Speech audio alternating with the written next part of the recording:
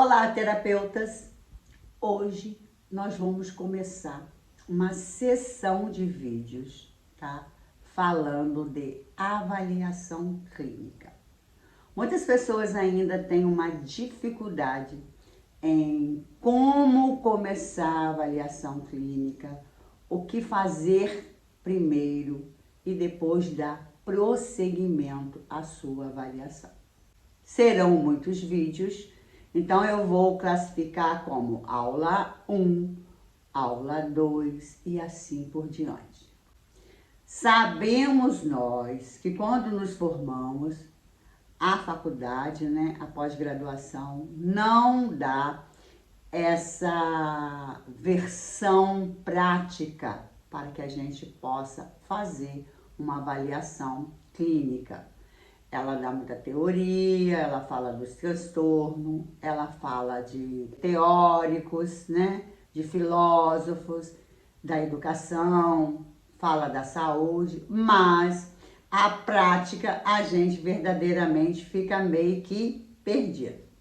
Eu tô aqui com o meu tablet, tá? Onde eu tenho os tópicos para que eu não me perca nessa construção de avaliação que começa hoje. Eu sou Edna Regina Nunes, sou neuropsicopedagoga, psicopatóloga e aqui neste canal nós viramos pequenas chaves para o nosso sucesso profissional e também pessoal, porque eu creio que tanto as nossas experiências pessoais, elas estão muito ligadas ao nosso profissional e elas andam junto. Se eu tenho muitas crenças, se eu procrastino, se eu não tenho produtividade ou ali flexibilidade para fazer algo, então isso de uma certa forma atrapalha no nosso profissional, tá? Eu vou deixar o card aqui do vídeo sobre procrastinação. E depois, mais lá pra frente, eu vou dar para vocês uma técnica maravilhosa que serviu muito para mim, serve até hoje eu pratico e creio que vai ser de muito bom grado aí para vocês também. Que lembra o que é procrastinar, É agir de forma a curto prazo. É aquilo que a gente quer fazer, a tarefa que não envolve o quê? Envolve prazer imediato. E a gente sabe que nós precisamos fazer coisas que não só nos dão prazer imediato, muito pelo contrário. E vimos também no vídeo que às vezes a gente pensa que é motivar para agir, mas é o contrário. Eu preciso entrar em ação e são as pequenas ações que vão dando certo que eu me motivo. Vamos lá? Vamos falar hoje de avaliação clínica na prática.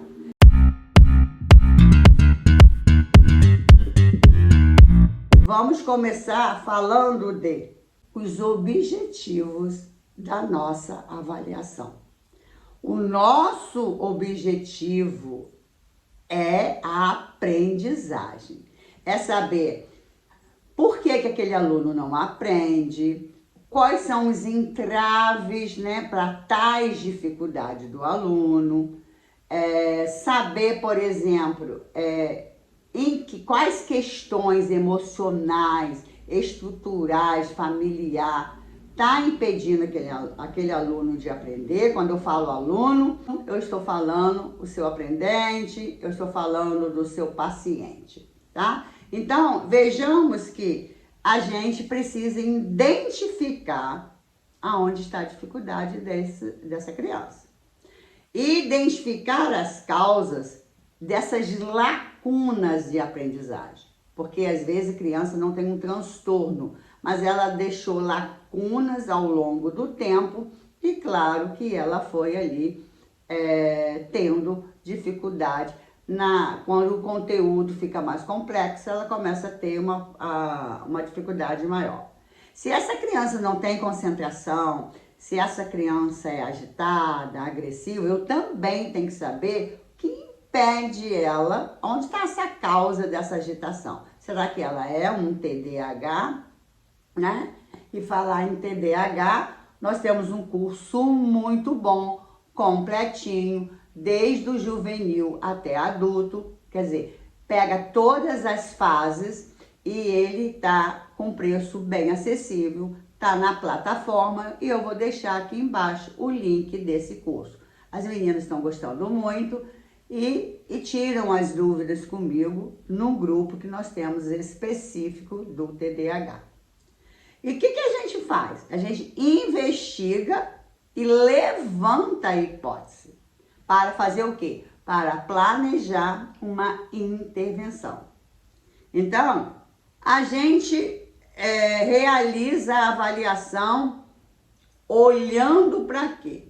Para o desenvolvimento cognitivo, para o desenvolvimento socioemocional, para o desenvolvimento motor fino, né, para a psicomotricidade em si, lateralidade, percepção e discriminação auditiva, visual, coordenação visomotora, tá? Atenção, concentração, memória visual e auditiva, raciocínio lógico, planejamento, flexibilidade cognitiva, controle inibitório, muito comum no TDAH, aquisição de novos conceitos, como que essa criança adquire novos conceitos, essa evolução dessa criança, desde que ela começou, qual foi o nó que se deixou nessa dificuldade de aprendizagem, consciência fonológica, orientação temporal. Então, a gente analisa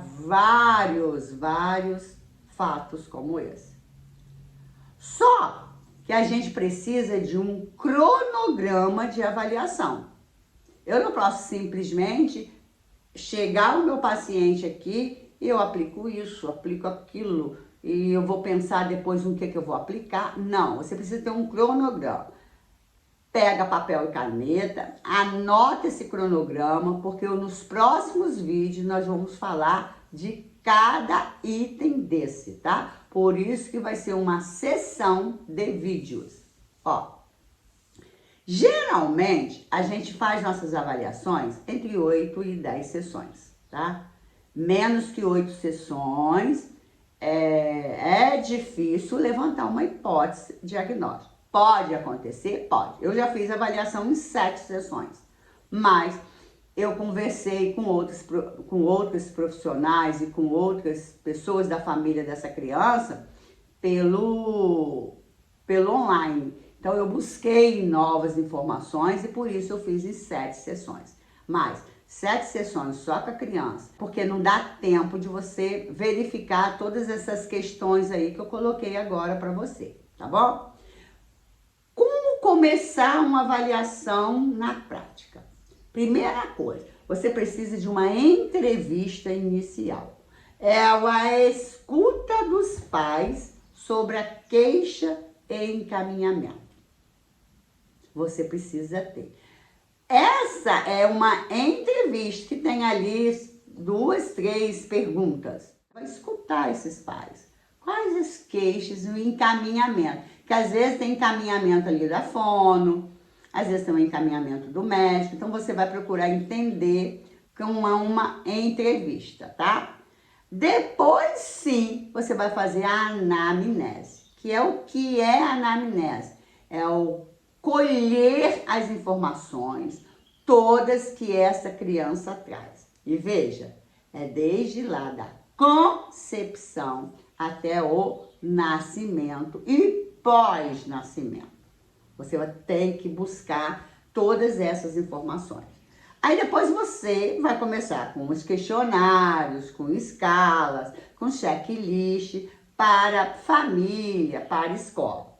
Tem as sessões lúdicas, que é a hora do jogo. Uns chamam de EOCA, outros chamam de hora do jogo, outros chamam de sessão lúdica. É tudo a mesma coisa. O que você vai fazer é olhar o comportamento daquela criança diante daquela brincadeira. Será que ela é mais impulsiva? Será que ela sabe tudo que tem ali? Será que ela pega só o brinquedo? Mas será que ela se identifica ali de pegar alguma leitura e ler? Ela é impulsiva, ela fala muito? Tudo isso você vai observar e colocar ali no registro. Nós temos aqui um modelo de registro para quando você for fazer essa abordagem toda. E você vai complementar com o quê? Com provas e testes, tá? É claro que eu tenho que avaliar através de testes. Embora não são testes que vai te dizer o que a criança tem, mas eles são essenciais porque são testes quantitativos. Mas uma coisa você tem que entender, que quando você faz um teste com a criança, você tem que olhar ela em relação aos pares, mas também tem que olhar em relação a ela, tá? Isso é muito importante. E a gente tem, né, a síntese diagnóstica, né, onde a gente vai levantar ali uma hipótese diagnóstica e vamos fazer a devolutiva e os encaminhamentos necessários, que são encaminhamentos que vão para o neurologista, encaminhamentos que a gente faz para a fono, para o TO, se caso ali precisar. Na próxima aula, a gente vai começar a falar de tudo isso que eu acabei de citar. O que é uma ficha de paciente, o que é um registro de sessão, né? E como é uma anamnese. Sigam esse passo a passo e façam aí uma avaliação assertiva. Até a aula 2. Não esqueça de assistir às aulas, tá? Se você quer fazer uma avaliação na prática, de assistir essas aulas aí certinha. Aula 1, aula 2, aula 3 e assim por diante, tá bom? Um grande beijo, fica com Deus.